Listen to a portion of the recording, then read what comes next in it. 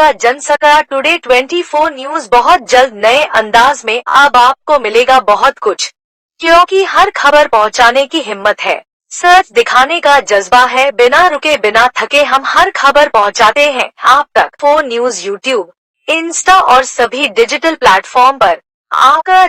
वंचित समाज मंच के द्वारा सद्भावना गोष्ठी का आयोजन किया गया, जिसमें संजय नगर सीटीआई में डॉक्टर बाबा साहेब भीमराव अंबेडकर जी 35वीं जयंती के उपलक्ष्य में मनोज वाल्मीकि ने गोष्ठी का आयोजन किया, जिसमें कई पार्टी दल व समाज के लोग सम्मिलित रहे और अपने अपने विचार व्यक्त किया, जिसमें उपस्थित अजीत वाल्मीकि मुख्य रूप से संजीव दरियाबादी, कमलेश ताराचंद, हिसार अहमद, विनय गुप्ता, रेखा मयंक, राज भारती, सुधा गुप्ता आदि उपस्थित रहे। कई मुद्दों पर चर्चा की गई, जिसमें अहम चर्चा थी शिक्षा, संगठित और समस्या, सभी पर विचार किए गए। साथ ही साथ समाज का एक प्राकृतिक विधायक बनाने की भी चर्चा की गई। बस्ती को लोगों का शोषण किया जा रहा है, महिलाओं की आत्मरक्षा के बारे में सोचा जाए, ये सब बताया मनोज वाल्मीकि ने।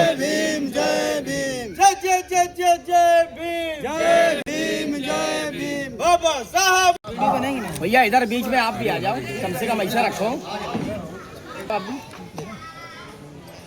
हाथ लगा दिया करो मालालम भैया, आप छुप जाओगे तो फायदा ही का। इधर देखिए सामने सब लोग। अब देखिए बाबा साहब के विषय में और जयंती के उपलक्ष्य में कार्यक्रम, उसके लिए क्या कहना चाहिए? देखिए, बाबा साहब अम्बेडकर की जो आज 135वें जन्म दिवस मनाया गया, प्रत्येक वर्ष की भांति इस वर्ष भी हम लोग जो है बाबा साहब अम्बेडकर के जन्म दिवस पर उपस्थित हुए हैं।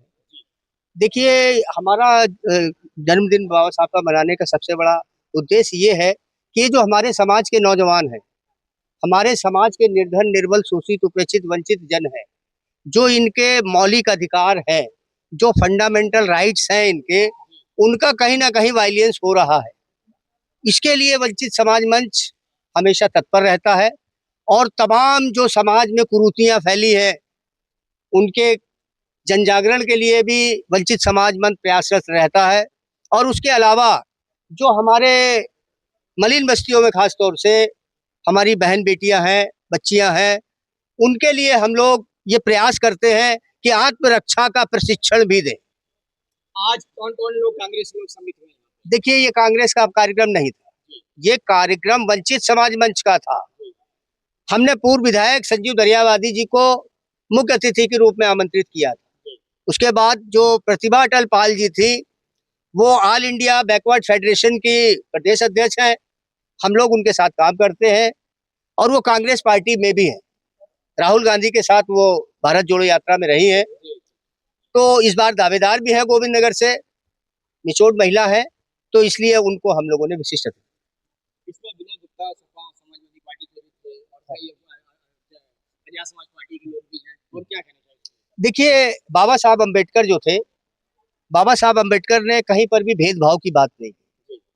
उन्होंने हमेशा ये कहा कि मेरा जन्म जिस रूढ़िवादी, अंधविश्वासी, गैर बराबरी की व्यवस्था में हुआ है, मैं उस व्यवस्था में मरना पसंद नहीं करता। अर्थात मेरी व्यवस्था परिवर्तन की लड़ाई है, ना कि मेरी किसी धर्म, जाति और किसी की लड़ाई। बस्ती का कोई विधायक या पार्षद होना चाहिए? बिल्कुल होना चाहिए। गोविंद नगर विधानसभा में 56 मलिन बस्तियां हैं और उनमें लगभग 1 लाख लोग रहते हैं, तो मलिन बस्ती का विधायक होना चाहिए।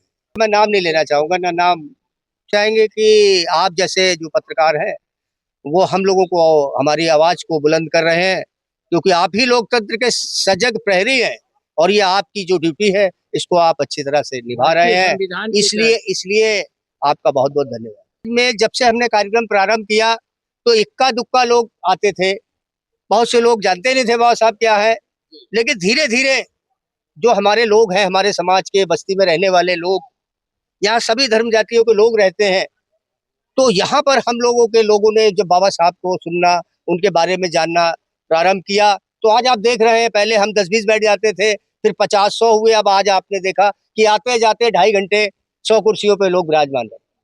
तो ये उद्देश्य जो हम लोग लेके चल रहे थे, बाबा साहब के सपनों का भारत, जो हमारे मलिन बस्ती में रहने वाले लोगों को अपने मौलिक अधिकारों का ज्ञान कराना, ये भी हमारे संगठन का एक दायित्व है, तो उसके तहत हमारा कार्यक्रम।